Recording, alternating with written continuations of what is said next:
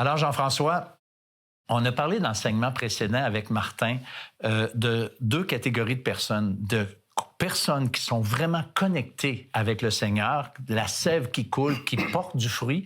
Puis l'autre catégorie, c'est ceux qui sont pas connectés, qui portent pas de fruits, qui sont pas des vrais croyants, professants ou pas. Ouais. Alors, dans la première catégorie de vrais croyants, j'aimerais ça que tu nous racontes maintenant l'histoire que tu nous as racontée ce matin, parce que en tant que vrai croyant, parfois, moi, je dis, j'aime l'expression, le jupon dépasse. Des fois, on n'est pas tout à fait comme on devrait être. Alors, l'histoire que tu nous as racontée ce matin, elle est délicieuse, à mon avis. Ce matin, pour le bénéfice des auditeurs, c'était à l'hôtel ce matin quand on se préparait pour venir faire l'enregistrement d'aujourd'hui.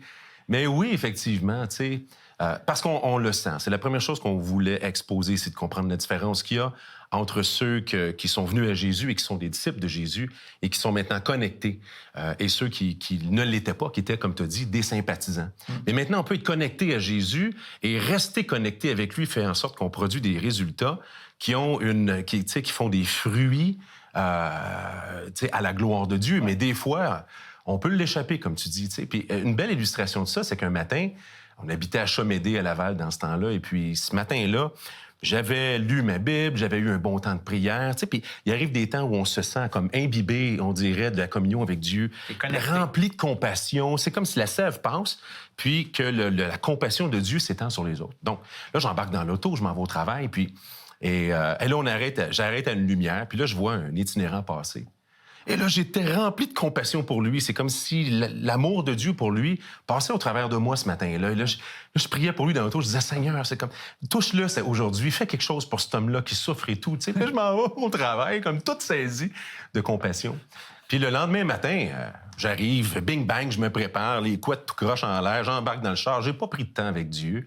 J'arrive à la même lumière, puis le même gars passe, puis je le regarde, je suis comme, as-tu vu ça, cette affaire-là? Puis c'est comme si Dieu, il me saisissait vraiment en me disant, tu te souviens pas hier du sentiment que tu avais avec le même gars à la même lumière? Puis là, ça m'a vraiment fait, waouh, c'est vrai. Mais quand on a été connecté à Jésus, on comprend cette nuance-là entre les deux.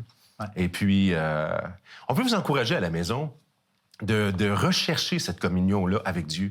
Vous pouvez le faire en venant à Jésus comme sauveur, en vous donnant à lui. Ensuite, vous allez voir à quel point, quand Dieu passe sa sève au travers de nous, ça nous libère. Maintenant, il y a d'autres façons de développer cette relation-là, entre autres par les outils qu'on vous présente aujourd'hui sur le site Internet de l'Heure de la Bonne Nouvelle.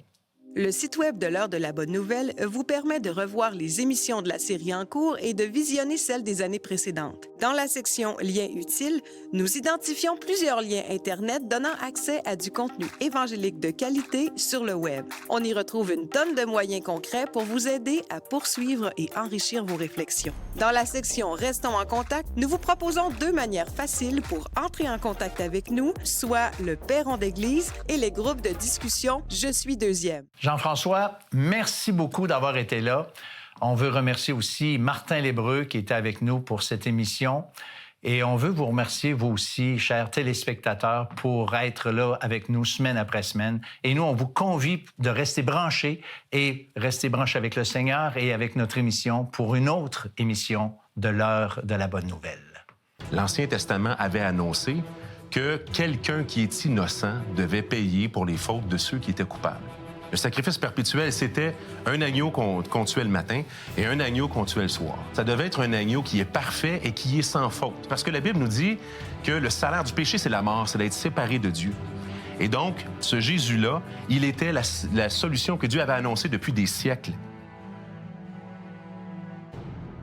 Ceci était une émission payée par l'Heure de la Bonne Nouvelle.